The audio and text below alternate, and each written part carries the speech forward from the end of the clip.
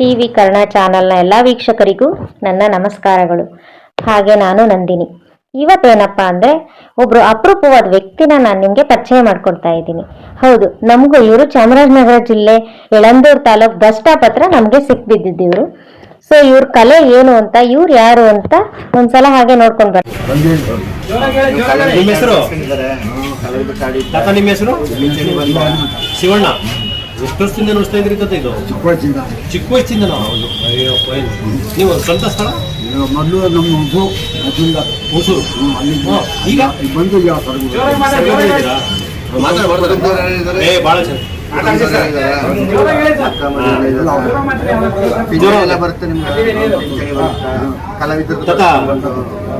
ಇದು ಯಾವರು ಗೊತ್ತಾ ನಿಮ್ಗೆ? ಯಾವರು? ಯಳಂದೂರು. ಹೌದಾ? ನಮ್ಮ ಪದಗಳ ಆಮೇಲೆ ನಗರ ಅಲ್ಲಂಟ ಹೋಗ್ತೀವಿ.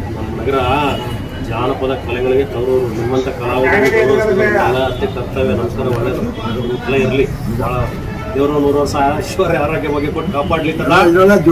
ಹೌದಾ? ಎಷ್ಟು ಮಕ್ಳಿದ್ದಾರೆ ಗೊತ್ತಾ? ನನಗೆ 6 ಜನ. 6 ಜನ. ಎಲ್ಲ 2 ಗಂಡು ಮಕ್ಕಳು, 3-4 ಜನ ಮನೆಯವ್ರ ಸಂಸಾರ. ಚೆನ್ನಾಗಿದೆ, ಆರೋಗ್ಯ ಇದೆ. ದಿನ ಈಗ ನೀವು ನೋಡಿದಂತ ವ್ಯಕ್ತಿ ಹೆಸರು ಶಿವಣ್ಣ ಅಂತ. ಇವ್ರಿಗೆ 70 ವರ್ಷ ವಯಸ್ಸಾಗಿದೆ. ಹಾಗೆ ಇವರು ಕೊಳ್ಳೇಗಾಲದ ಮೂಲದ ಸರಗೂರು ಗ್ರಾಮದವರಾಗಿರ್ತಾರೆ. ನಮಗೆ ಇವರು ಸಿಕ್ಕಿದ್ದು ಚಾಮರಾಜನಗರದ ಯಳಂದೂರಿನಲ್ಲಿರೋ ಬಸ್ ಸ್ಟಾಪ್ ಹತ್ರ ನಮಗ್ ಸಿಕ್ಕಿದ್ದು. ಸೊ ಅವ್ರು ಹೇಗ್ ನುಡಿಸ್ತಾರೆ, ಅವ್ರ ವಿಶೇಷತೆ ಏನು ಅಂತ ಒಂದ್ಸಲ ನೀವೇ ನೋಡ್ಕೊಂಡ್ ಬನ್ನಿ.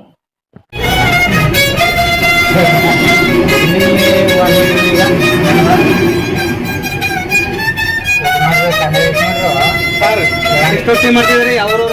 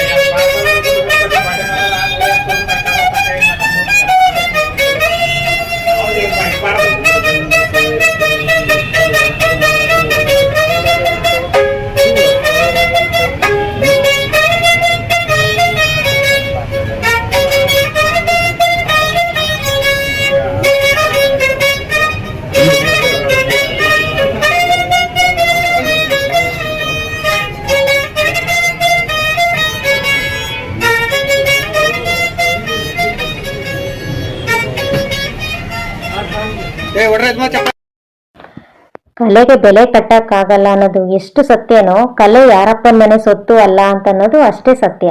ಹೌದು, ಯಾವ ಕಲೆ ಯಾರಿಗೆ ಒಲಿಯುತ್ತೆ ಅಂತ ಅನ್ನೋದು ಯಾರಿಗೂ ಗೊತ್ತಿಲ್ಲ. ಈ ಶಿವಣ್ಣನವ್ರದ್ದು ಒಂದು ವಿಶೇಷತೆ ಏನಂತಂದ್ರೆ, ತೆಂಗಿನ ಚಿಪ್ಪು ಮತ್ತೆ ಬಿದಿರನ್ನ ಬಳಸ್ಕೊಂಡು ಅವರ ಒಂದು ಪಿಟೀಲ್ನ ತಯಾರಿಸ್ಕೊಂಡು ಅದರಲ್ಲಿ ಸ್ವರಗಳನ್ನ ನುಡಿಸಿ ಜನರನ್ನ ರಂಜಿಸ್ತಾ ಇದ್ದಾರೆ.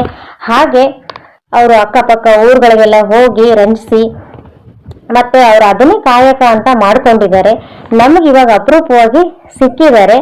ಇದನ್ನ ಪರಿಚಯ ಮಾಡಿದಂತಹ ಪತ್ರಕರ್ತರಾದ ಮಣಿಕಂಠ ಅವರು ಮತ್ತೆ ಶಿಕ್ಷಕರಾದ ರಂಗನಾಥ್ ಅವ್ರಿಗೆ ತುಂಬುವುದಾದ ಧನ್ಯವಾದಗಳು.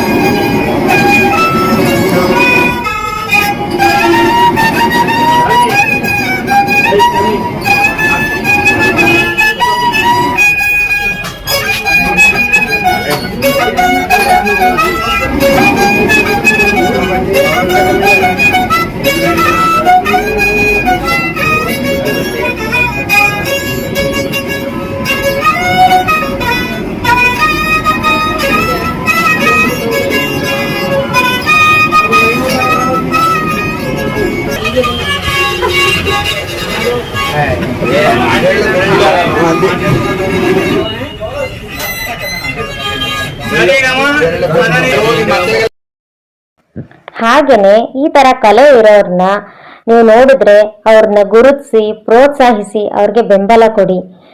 ಈ ವಿಷಯನ ನಿಮ್ಮ ಹತ್ರ ಹಂಚ್ಕೊಂಡಿದ್ದಕ್ಕೆ ನನಗಂತೂ ತುಂಬ ಖುಷಿ ಆಗ್ತಾ ಇದೆ. ಹಾಗೆ ಇವ್ರು ಇನ್ನೊಂದಷ್ಟು ಸ್ವರಗಳು ನಿಮ್ಮ ಮುಂದೆ ಇಡ್ತಾ ಇದ್ದೀವಿ, ನೋಡಿ ಖುಷಿ ಪಡಿ. ನಮಸ್ಕಾರ.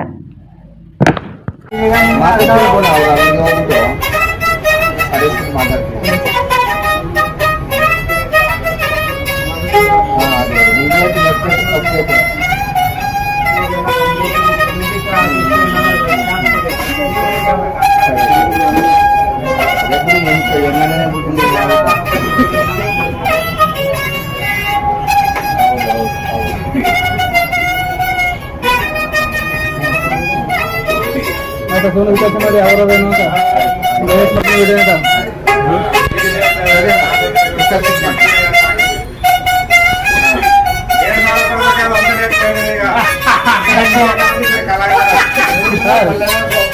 ಏನು ಅಂತ ವಿಚಾರ ಮಾತಾಡಿ ಮುಗಿದ್ಮೇಲೆ ನೀವು ಕೊಡ್ರಿ.